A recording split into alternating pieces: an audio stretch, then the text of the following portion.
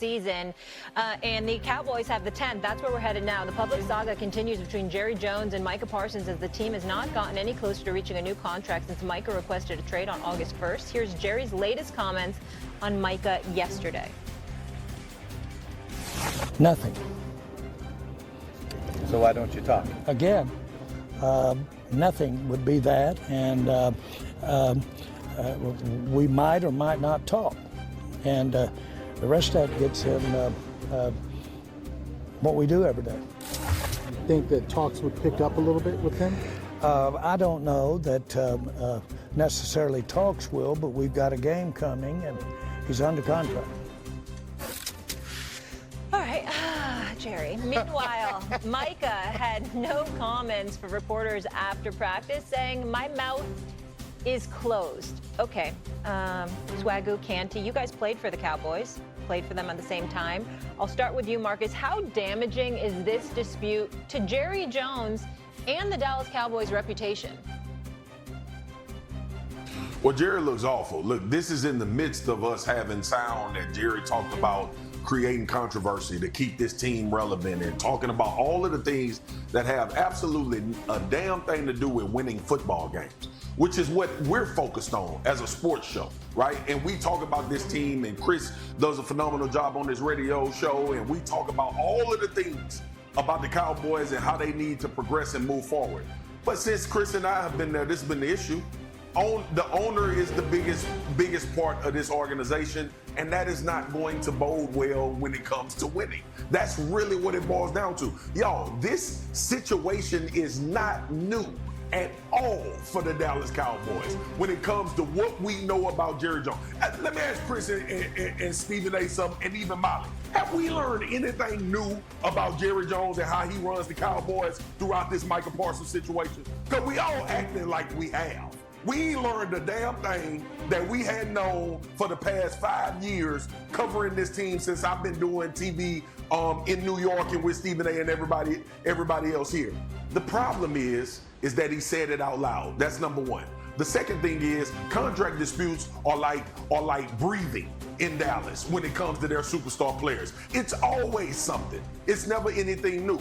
The problem with this particular situation is the athlete dug in enough to actually take the damages of the financial damage in order to keep a stronghold. And David Mulligelli is one of the best agents in the NFL. He has a lot of clients. He represents a large majority of the stars in this league. And I'm wondering what their strategy is going to be. Now the fact that Jerry is going to play because he's under contract. This has become bitter and personal beyond football. These two men don't like each other.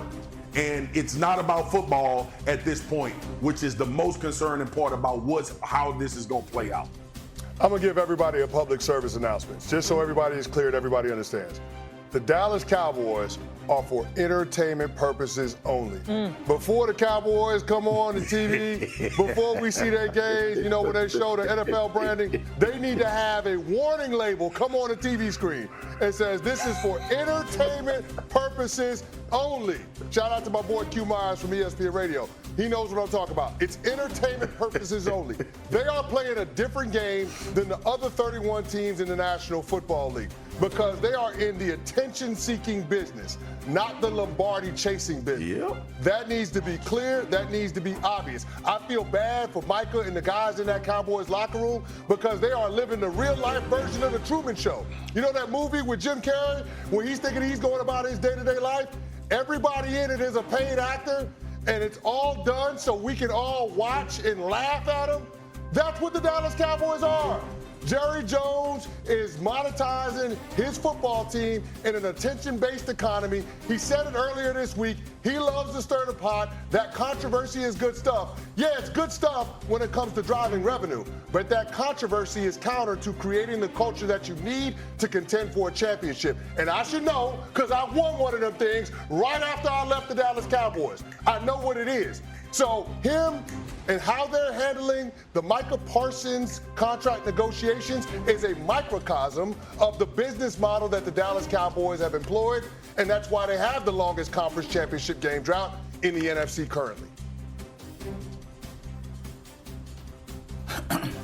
before I get to my point, since 1996, there have been 13 players that have played for the Dallas Cowboys since their championship drought. They won the championship January 28th, Super Bowl championship January 28th, if I remember correctly, 1996.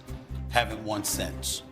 There are 13 players in NFL history who played for the Dallas Cowboys during their championship drought, but went on to win championships with other teams. Chris Canty is one of them, just like he articulated. Marcus Ware is another, Martellus Bennett is another, and about 10 other players. Throw that out there for a reason. When we look at Jerry Jones, y'all are not wrong with what y'all are saying. It just hits me differently. I don't view this as the same old, same old. I viewed everything else that he did with other players as legitimate, bona fide contract disputes. Despite Jerry's mishandling of them, one would argue, because of how late he waits to get them signed. This is different. This man, who represents the Cowboys and has elevated their worth by $9.4 billion since they won the Super Bowl, since they last won the Super Bowl, okay? All these years they've been losing, they've climbed $9.4 billion in worth. They're now worth close to $13 billion, all right? This businessman, who prides himself in being an elite businessman, is acting like a conversation with a 25, 26-year-old linebacker was a negotiation.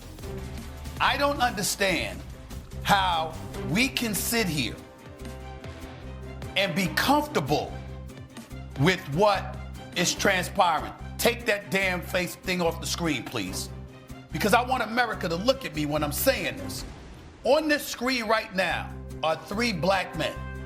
We're accomplished in our own right, in all of our respective fields, okay? None of us would walk into a negotiation with a Jerry Jones by ourselves. None of us would be devoid of representation. Tell me I'm lying if I'm lying. Listen, I know a thing or two about negotiations. I know how to get some money now, okay?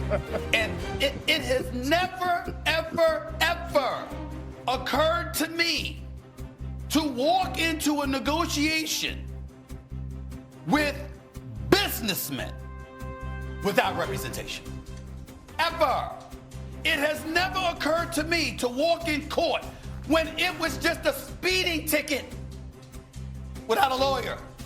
It has never occurred to me to turn my taxes in to the IRS myself. That is what I have a CPA for, in my case too. I don't walk anywhere.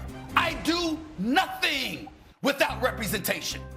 In fact, every successful business person I know, considers it insulting if you walked up to them trying to negotiate on your own behalf. You can have a conversation.